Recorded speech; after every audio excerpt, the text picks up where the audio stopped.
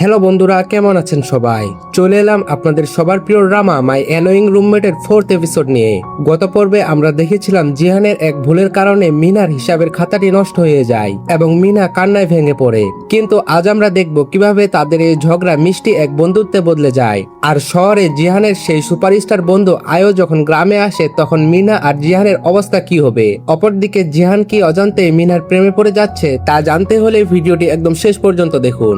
Episode 4 এর শুরুতে গল্প চলে যায় ফ্ল্যাশব্যাকে, যেখানে আমরা মিনা আর জিহানের ছোটবেলার এক মিষ্টি রূপ দেখতে পাই। ছোটবেলায় মাছ দেখে জিহান মিনাকে বলেছিল, এই মাছগুলো দেখলে আমার কেমন জানি খিদে পেয়ে যায়। কিছুদিন ধরে আমি নতুন কোনো মিউজিক তৈরি করতে পারছি না, মাথায় কোনো আইডিয়াও আসছে না। মিনা তখন জিহানকে বলে, একদম চুপচাপ শান্ত করে বসো তো। জিহান বলে, আমি এখানে মিউজিকের কথা বলছি আর তুমি। মিনা তাকে থামিয়ে দিয়ে বলে, একবার চোখ বন্ধ করে মন দিয়ে চারপাশটা শোনো, তোমার ভালো লাগবে।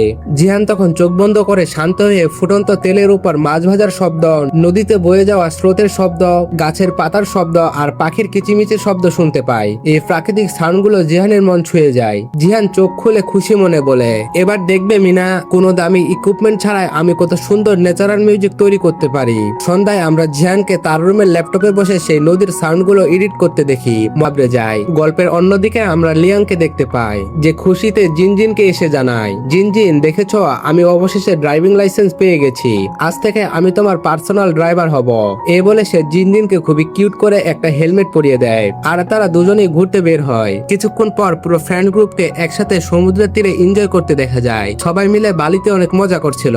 ওদিকে শহরের সেই মেইন হিরো আয়ো জিহানকে মেসেজ করে জানায়, জিহান খুব শীঘ্রই আমি তোমার গ্রামে আসছি। বিচে যখন জিনজিন আর মিনা মজা করতে সামনের দিকে এগিয়ে যায়, জিহানও তাদের পেছন পেছন আসতে থাকে, কিন্তু মিনা তাকে আটকে দিয়ে বলে, হেই মিস্টার স্টার, তুমি এখানে মজা করতে আসোনি, তুমি এসেছো আমার টাকা উসুল করতে। ভুলে যেও না, তোমার জন্য আমার খাতাটা নষ্ট হয়ে গেছে। মিনা জিয়ানকে ঝিনুক ছাড়ানোর কাজে বসিয়ে দেয়। জিয়ান সেই গ্রামের বুড়ো মানুষদের বকে দিয়ে বলেন, তুমি যেভাবে কচ্ছপের গতিতে কাজ করছো তাতে কালকের মধ্যেও কাজ শেষ হবে না। এজন্য মিনা তাকে একদম পছন্দ করবে না। এরপর সিন কাট হয় এবং দেখা যায় জিনজিন বসে একা একা ইংলিশ মুখস্থ করছিল। হঠাৎ একটা কঠিন ওয়ার্ড তার কিছুতেই মনে পড়ছিল না। ঠিক তখনই লিয়াং জিনজিনের জন্য এক বাটি আইসটা নিয়ে আসে, কিন্তু পড়া নষ্ট হয়। জিনজিন বিরক্ত হয়ে বলে, আমার থেকে দূরে থাকো তো।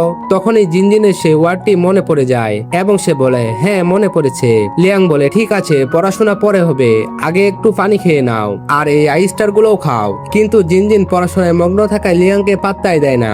লিয়াং বেচারা মন খারাপ করে সেখান থেকে চলে যায়। সিন আবার কাট হলে আমরা নিয়ানিউকে কাকড়া ধরতে দেখি। ঠিক তখনই সেখানে, আমি এখানে আমার এক পার্সোনাল ব্লগ শুট করতে এসেছি। মিনা তখন সমুদ্রের পাড়ে আইসটা ছাড়ানো মহিলাদের দেখিয়ে বলে, ওখানে আমাদের গ্রামের লোকেরা কাজ করছে। আয়ো জিজ্ঞাসা করে, আমি কি ওদের ভিডিও করতে পারি? মিনা একটু আমতা আমতা করে বলে, করতে পারেন, কিন্তু ওখানে আমাদের এক অহংকারী আর খিটখিটে বন্ধু আছে যার নাম হলো লিন জিহান। ও খুব একরোখা।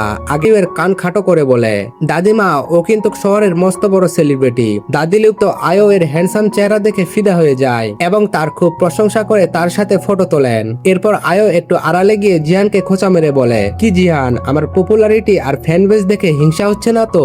জিহান মুখ বাঁকিয়ে বলে, আমার বইয়ে গেছে হিংসে করতে, আর তোমার এই মুখের মেকআপ রোদে কতক্ষণ থেকে আমি তা দেখবো। ঠিক তখনই মিনা সেখানে আসে এবং নিজের হাতে পরম যত্ন দিয়ে দেয়। আরে ওর কিচ্ছু হয়নি, ও জাস্ট নাটক করছে। এরপর সে আয়ো এর হাত ধরে টানতে টানতে জলের দিকে নিয়ে যায় এবং বলে, চলো আমরা জলের ভিতরে ব্লগ বানাবো। বাকি 4 বন্ধুরা দূর থেকে অবাক হয়ে তাদের কাণ্ড দেখছিল। কিন্তু কিছুক্ষণ পরে ঘটে যায় এক চরম বিপদ। হঠাৎ জলের ভিতরে জিহান আর আয়ো দুজনেই যন্ত্রণায় চিৎকার করে ওঠে। ভালো করে দেখে বসেছিল। আয়ো জিহানকে সোজা জিজ্ঞাসা করে, জিহান, তুমি মিনাকে পছন্দ করো তাই না? জিহান একটু মুখ লুকিয়ে বলে, আরে ধুর, ওই খিটখিটে গ্রামের মেয়েকে আমি কেন পছন্দ করতে যাব? আয়ো হেসে বলে, আজ যদি আমি ওর একটু ক্লোজ গিয়ে তোমাকে জেলাস ফিল না করাতাম তবে তোমার এই মনের আসল সত্যিটা জানাই যেত না। তার মানে তুমি ইচ্ছে করে মিনার কাছে গিয়েছিলে? আয়ো হেসে বলে, হ্যাঁ, আর আমি দেখেছিলাম তুমি রাগে কেমন জ্বলছিলে। এরপর আয়ো মিনার কাছে গিয়ে কানে কানে কিছু একটা বলে। মিনা তখন জিহানের কাছে এসে বলে, জিহান চলো জলদি, সামনে চলো, বিচে বাজি ফোটানো শুরু হতে যাচ্ছে। তারা সবাই মিলে আকাশের চমৎকার আতশবাজি খেলা দেখতে যায়, কিন্তু জিহান আকাশের বাজি ছেড়ে মুগ্ধ হয়ে শুধু মিনার হাসি মুখের দিকে চেয়ে থাকে। সেজন্য সত্যি মিনার প্রেমে পড়ে গেছে। সবাই মিলে বিচে খুব আনন্দ করে। রাতের বেলা আয়ো মিনাদের বাড়িতে থাকার সিদ্ধান্ত নেয়। মিনা আর তার মামা আয়োকে রাজকীয় খাতিরদারি করছিল। মামা আয়ো এর প্রশংসা করে বলে, আমি টিভিতে তোমার সব শো দেখি, তুমি দারুণ অ্যাক্টিং করো।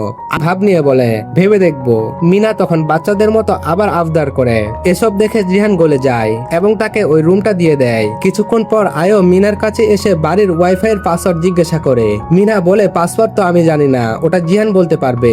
আয়ো যখন জিহানের কাছে পাসওয়ার্ড চাই, জিহান ভাব নিয়ে বলে, আমি কিন্তু পাসওয়ার্ড জাস্ট একবারই মুখে বলবো, মন দিয়ে শুনে নাও। এরপর সে এক নাগারে বলে, MQDQSBGYQYKKSSY2470।